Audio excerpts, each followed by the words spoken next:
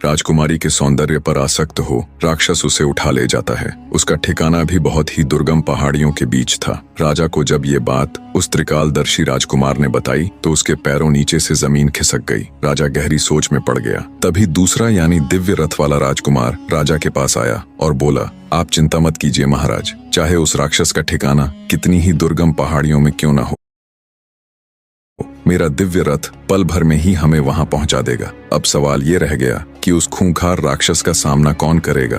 तब तीसरा राजकुमार, जिसे अपने भाले पर पूर्ण विश्वास था, सामने आया और बोला, महाराज आप चिंता मत कीजिए, उस राक्षस से मैं निपट लूंगा। राजा से आज्ञा ले। तुरंत तीनों राजकुमार दिव्य रथ में बैठकर राक्षस के ठिकाने पर जा पहुंचे। भाले वाले महारथी राजकुमार ने जब राक्षस को देखा तो उसने अपनी पूरी ताकत से राक्षस को भाला फेंक कर मारा। महारथी राजकुमार का प्रहार इतना तेज था कि उसके द्वारा छोड़ा गया भाला राक्षस की छाती को चीरते हुए उसके सीने के पार हो गया, जिससे तुरंत राक्षस के प्राण पखेरु उड़ गए। राजकुमारों ने राजकुमारी को अपने साथ रथ में बिठा लिया और कुछ ही पलों में वो सकुशल राजमहल पहुंच गए। राजकुमारी शशिबाला को बिल्कुल ठीक ठाक देख राजा सहित पूरी प्रजा में खुशी की लहर दौड़ गई। राजा ने तीनों राजकुमारों का हाथ जोड़कर शुक्रिया किया। फिर से सभा बैठाई गई। सभी सभासद और राजकुमार अपने अपने स्थान पर बैठ गए। इतनी कहानी कह दैत्य दंभिकासुर बोला, बताओ विक्रमादित्य, उन तीनों में से राजकुमारी किसको अपना वर चुनेगी?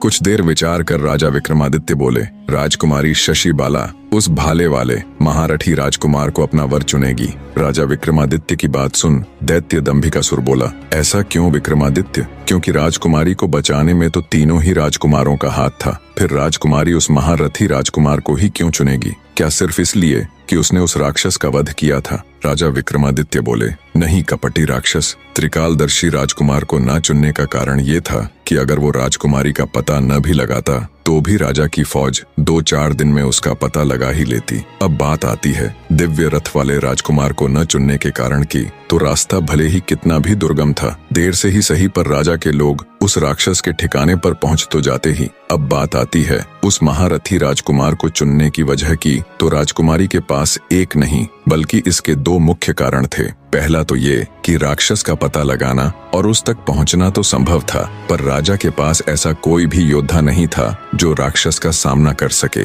और दूसरा और सबसे मुख्य कारण ये कि राजकुमारी राजा की इकलौती संतान थी, तो उसे पति के रूप में एक ऐसा शक्तिशाली व्यक्ति चाहिए था जो उसके पिता के पूरे राज्य को भी संभाल सके, जो कि वो महारथी राजकुमार पूर्ण रूप से था। विक्रमादित्य की बात सुन दैत्य दंभिकासुर बोला, तुमने ठीक कहा विक्रमादित्य। दैत्य दंभिकासुर ना चाहते हुए भी अपनी आखिरी